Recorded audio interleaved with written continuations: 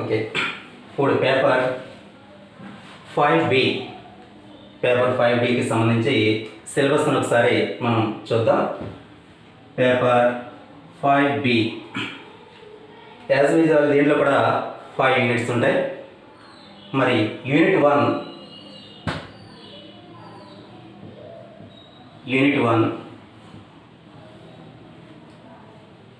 Vector space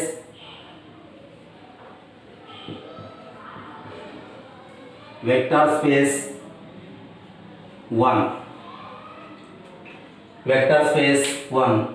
the definition of vector space, types of vector space, properties of vector space వీటి గురించి ఈ యూనిట్లో మనం డిస్కస్ చేయడం జరుగుతుంది. మరి యూనిట్ 2కి సంబంధించి యూనిట్ 2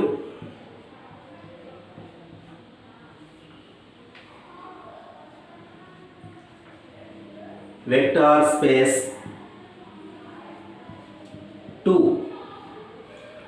స్పేస్ 2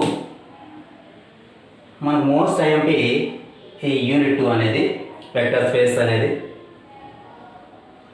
ఎవ్రీ ఇయర్ ఈ యూనిట్ 2 నుండి కంపల్సరీ 2 ఎస్ఐ క్వశ్చన్స్ వస్తాయి. ఇంకా నో డౌట్ ఎవరు పేపర్ సెట్ చేసినప్పటికీ ఈ యూనిట్ని టచ్ చేయకుండా వెళ్ళలేరు. అంత మోస్ట్ ఐఎంపీ ఈ వెక్టర్ స్పేస్ అనే దానికే ఇది హార్ట్ అని చెప్పాలన్నమాట. దీంట్లో మనకి సబ్ టాపిక్గా బేసిస్ అండ్ డైమెన్షన్ అని ఒక టాపిక్ ఉంటుంది. ఆ బేసిస్ అండ్ డైమెన్షన్ నుంచే ఈ ఎస్ఏ క్వశ్చన్స్ ఇవ్వడం అనేది జరుగుతుంది. బేసిస్ అండ్ డైమెన్షన్ మనం టాపిక్లోకి వెళ్ళిన తర్వాత బేసిస్ అంటే ఏంటి, ప్రాపర్టీస్ ఆఫ్ బేసిస్ ఏంటి, అలాగే డైమెన్షన్ అంటే ఏంటి, వాటి మధ్య ఉండే రిలేషన్ ఏంటి, వాటికి సంబంధించిన థియరమ్స్ ఎలా ఉంటాయి అనేవి మనం చూద్దాం. నెక్స్ట్ యూనిట్ 3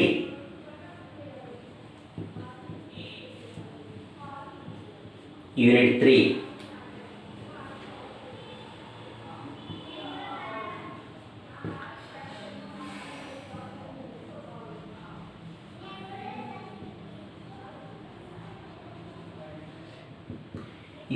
వచ్చేసి లీనియర్ ట్రాన్స్ఫర్మేషన్.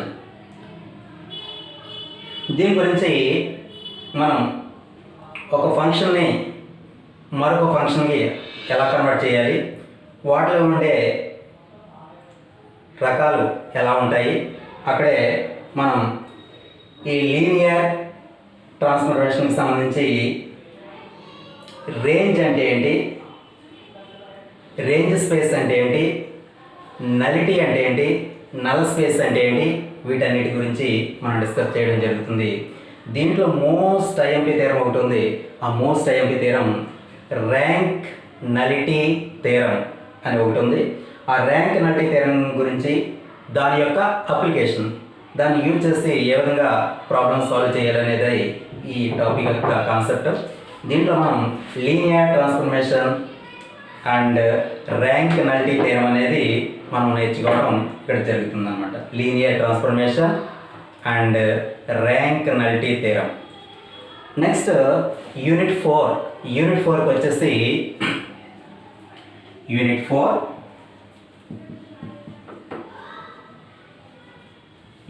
వచ్చేసి మనకి ఈజీగా ఉండే టాపిక్ మ్యాట్రిసెస్.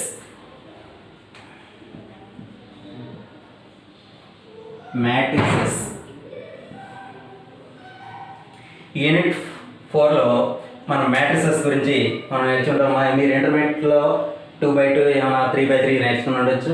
కానీ ఇక్కడ n/n మ్యాట్రిసెస్ గురించి నేర్చుకుంటూ వాటికి సంబంధించి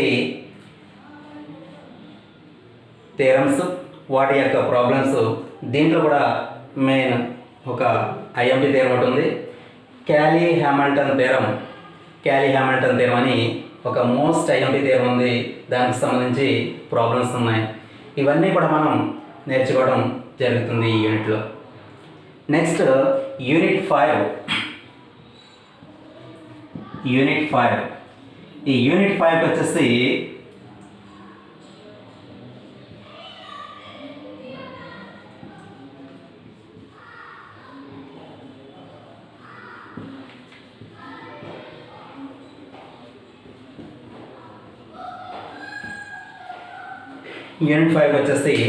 ఇన్నర్ ప్రొడక్ట్ స్పేస్.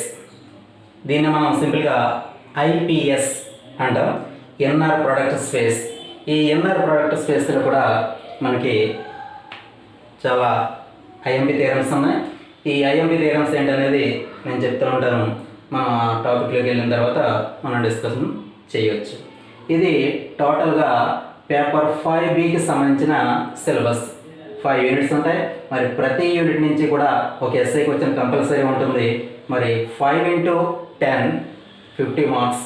అలాగే ప్రతి యూనిట్ నుంచి 1 or 2 షార్ట్ ఆన్సర్ క్వశ్చన్ అనేవి ఉండడం జరుగుతుంది. మరి 5 × 5 25. అలాగే ఎస్ఐ క్వశ్చన్ 50, షార్ట్ ఆన్సర్ 25. టోటల్గా 75 మార్క్స్ అనేది కూడా ఇక్కడ ఉంటుంది. దాంతోపాటుగా ఇంటర్నల్ 25 ఉండడం జరుగుతుంది. ఇది మనకి పేపర్ 5Bకి సంబంధించి టోటల్ సిలబస్ ఇలా ఉంటుంది. Vector space 1, vector space 2, linear transformation, matrices, inner product space, IPS అని మనం చెప్తూ ఉంటారనమాట. ఓకే, ఇది మన పేపర్ 5Bకి సంబంధించిన ఇన్ఫర్మేషన్.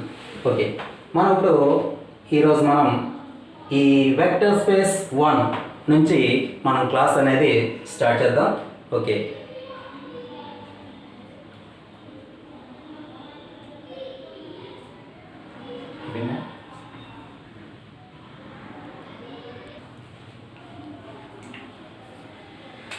ఓకే యూనిట్ 1కి సంబంధించి మనం ఈరోజు వెక్టర్ స్పేస్ 1 గురించి మనం నేర్చుకుందాం. Okay, unit 1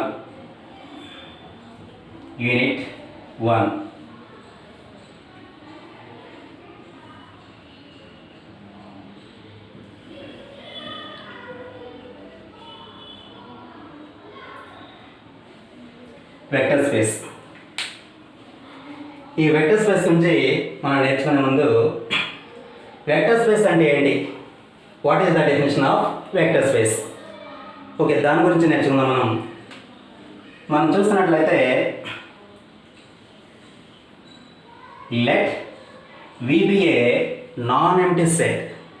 Let V be a non-empty set whose elements are called vectors. V అనేది ఒక సెట్. దీంట్లో ఉండే వెక్టర్స్ అన్ని ఎలిమెంట్స్ అన్నీ కూడా ఏమని చెప్తామంటే వెక్టర్స్ అని చెప్తాం అనమాట. ఓకే, నెక్స్ట్ దీనికి రెలవెంట్గా దీనికి కరస్పాండింగ్గా మరొక సెట్ ఉంటుంది. ఆ సెట్ను మనం ఏమని చెప్తామంటే ఎఫ్ అని చెప్తాము. F is another non-empty set. It has only scalars. దీంట్లో ఉండే ఎలిమెంట్స్ అన్నీ కూడా వెక్టర్స్. మరి F సెట్లో ఉండే ప్రతి ఎలిమెంట్ కూడా స్కేలర్స్. దీంట్లో ఉండే ప్రతి ఎలిమెంట్ కూడా స్కేలర్స్. ఓకే, మనం జనరల్లీ వెక్టర్స్ని ఎలా డినోట్ చేస్తామంటే alpha, beta, gamma like this. And స్కేలర్స్ని ఎలా డినోట్ చేస్తామంటే A, B, C and so on. ఇట్లా మనకు మన దగ్గర 2 సెట్స్ ఉన్నాయి. V be a non empty set and whose elements are called vectors.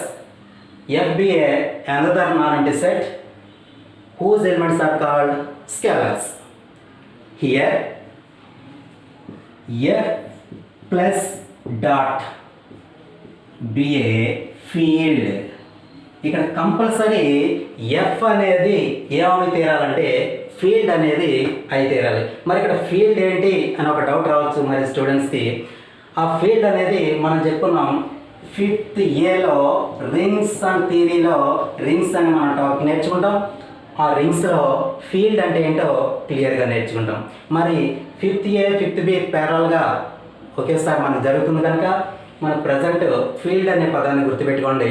నేను ఫీల్డ్ అనేది వచ్చిన తర్వాత మీకు దాని క్లారిఫికేషన్, దాని యొక్క ప్రాపర్టీస్ ఎలా ఉంటాయి, దాని ఏంటి అనేది నేను క్లియర్గా మీకు చెప్పడం జరుగుతుంది. ఓకే, మరి ఈ డెఫినేషన్ వచ్చేస్తే మనం ఇక్కడ V అనే non empty set whose elements are called vectors. F be another non empty set whose elements are called scalars, where F plus dot be a field. Then V is said to be a vector space. Then V is said to be a vector space if V satisfies the following properties. V satisfies the following properties. V అనే దాన్ని మనం ఏమని చెప్తామంటే vector space అని చెప్తాము. ఎప్పుడంటే అది కొన్ని కండిషన్స్ సాటిస్ఫై చేయాలి. ఆ కొన్ని కండిషన్లు ఏంటో మనం ఇప్పుడు 1 by 1 మనం నేర్చుకుంటాం అన్నమాట. ఫస్ట్ వన్ ఈజ్ ఈ టోటల్ కండిషన్ వెక్టర్ స్పేస్ అవ్వాలంటే టోటల్గా ఈ V అనేది ఎన్ని కండిషన్స్ సాటిస్ఫై చేయాలంటే 10 కండిషన్స్ సాటిస్ఫై చేయాలి. 10 కండిషన్ని ఇది సాటిస్ఫై చేసినట్లయితే ఈ V అనేది ఏమవుతుందంటే వెక్టర్ స్పేస్ అవుతుంది. మరి ఆ 10 కండిషన్ని కూడా మనం ఈజీగా ఉండడం కోసం దీన్ని నేను ఏం చేస్తానంటే ది 10 కండిషన్ని డివైడెడ్ ఇంటూ 3 పార్ట్స్. దాన్ని నేను ఈ రోమన్ నెంబర్స్తో డినోట్ చేసుకుంటున్నాను అనమాట. ఫస్ట్ వన్, అలాగే second one and third one. ఈ విధంగా ఈ 10 కండిషన్ని 3 భాగాలుగా డివైడ్ చేస్తున్నాను. మరి ఈ దీంట్లో ఏ కండిషన్స్ ఉంటాయి, మరి దీనిలో ఏ కండిషన్స్ ఉంటాయి, మరి దీనిలో ఏ కండిషన్స్ ఉంటాయి అనేది ఇప్పుడు మనం 1 by 1 నేర్చుకుందాం. Okay,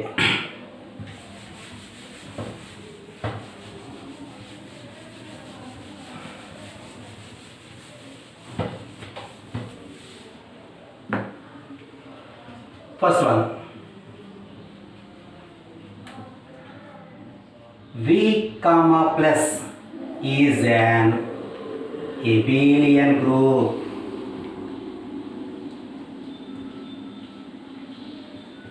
V plus is an abelian group. మనకి గ్రూప్స్ గురించి మనకి సెమ్ 3లో మనం ఆల్రెడీ నేర్చుకున్నాం. మరి ఏబిలియన్ అంటే ఏంటో అక్కడ నేర్చుకున్నాం. మరొకసారి దాన్ని మనం రిపీట్ చేసుకుందాం. మరి ఇక్కడ V అనేది ఎడిషన్ దృష్ట్యా ఏం కావాలంటే ఏబిలియన్ గ్రూప్ కావాలి. మరి ఏబిలియన్ గ్రూప్ కావాలంటే అది 5 ప్రాపర్టీస్ని సాటిస్ఫై చేయాలి. మరి అవి ఏంటంటే first one is closure property.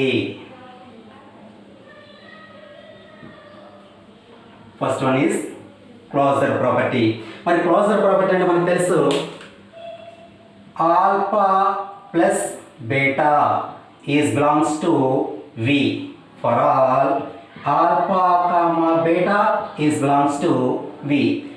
Alpha బీటాలు అనేవి Vలో ఎనీ 2 ఎలిమెంట్స్ అయితే మరి ఆ రెండింటిని ఇక్కడ ఆపరేషన్ ఏదైతే ఉందో ఆ బైనరీ ఆపరేషన్ తీసుకొచ్చి ఆ రెండింటి మధ్య అప్లై చేసినప్పుడు వాటి యొక్క సమ్మ కూడా తిరిగి మరలా V సెట్లో ఉన్నట్లయితే అప్పుడు V అనే సెట్లో ఏ ప్రాపర్టీ ఎగ్జిస్ట్ అవుతుందని చెప్తామంటే క్లోజర్ ప్రాపర్టీ ఎగ్జిస్ట్ అవుతుందని చెప్తాం.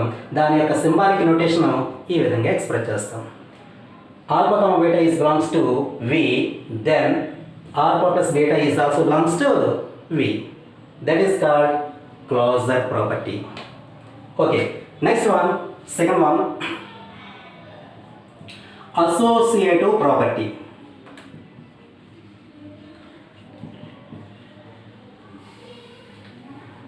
అసోసియేటివ్ ప్రాపర్టీ మనకు తెలుసు.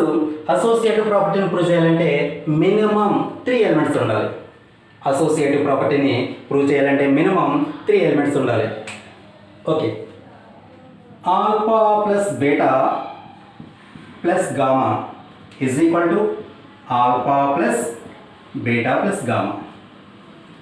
For all alpha comma beta comma gamma is belongs to V.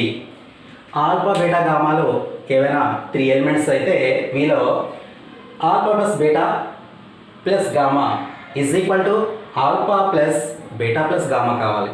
ఇక్కడ యాడ్ చేయడమే, ఇక్కడ కూడా యాడ్ చేయడమే. బట్ డిఫరెన్స్ ఏంటంటే ఇక్కడ బ్రాకెట్ అనేది మొదటి 2 ఎలిమెంట్స్కి ఆల్ఫా బీటాకి ఉంటుంది. మరి RHSలో బీటా గామాకి బ్రాకెట్ అనేది ఉండటం జరుగుతుంది. మరి మనకి సాధారణంగా ఒక డౌట్ ఎలా కలిపినా అది ఈక్వల్గానే వస్తుంది కదా అని అంటే అన్ని సందర్భాల్లో అది పాసిబుల్ కాదు. ఇది ఏ నెంబర్స్కి అయితే సాటిస్ఫై అవుతుందో అలాంటి ఎలిమెంట్స్ని మాత్రమే మరి మనం ఏమని చెప్తామంటే అసోసియేటివ్ ప్రాపర్టీ అనేది వి అనే సెట్లో ఎగ్జిస్ట్ అవుతుంది అని చెప్తాం అనమాట. Associative property alpha plus beta plus gamma is equal to alpha plus beta plus gamma for all alpha comma beta is belongs to V. And third one is identity.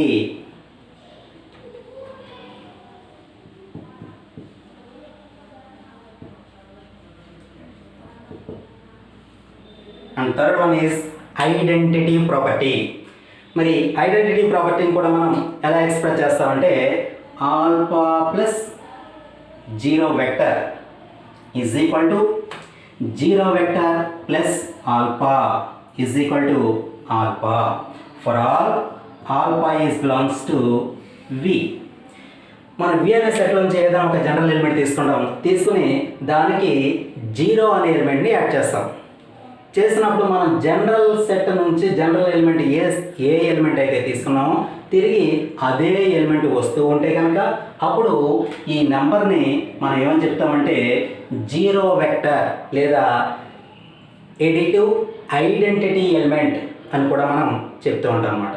ఈ జీరోని ఏమని చెప్తామంటే జీరో వెక్టర్ లేదా zero element identity element, additive identity element అని కూడా మనం express చేస్తూ ఉంటాం. ఇంకా నాలుగో ప్రాపర్టీ ఇన్వర్స్ ప్రాపర్టీ.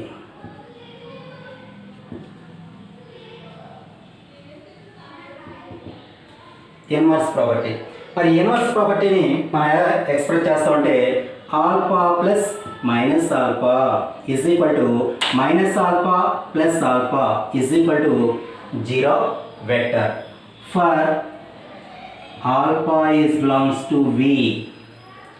మనం ఏదైనా ఒక ఎలిమెంట్ వి నుండి తీసుకున్నట్లయితే దానికి కరస్పాండింగ్గా ఎడిటివ్ ఐడెంటిటీ ఎలిమెంట్ కూడా, ఎడిటివ్ ఇన్వర్స్ ఎలిమెంట్ కూడా సేమ్ సెట్లో ఎగ్జిస్ట్ అవ్వాలి. అలా ఎగ్జిస్ట్ అయినట్లయితే అప్పుడు వి అనే సెట్లో ఏ ప్రాపర్టీ ఎగ్జిస్ట్ అవుతుందని చెప్తామంటే ఇన్వర్స్ ప్రాపర్టీ ఎగ్జిస్ట్ అవుతుందని మనం చెప్తాం. అయితే ఇక్కడ మనం ఈ మైనస్ ఆల్ఫాని ఏమని చెప్తామంటే minus alpha is the inverse element of alpha అని చెప్తాం.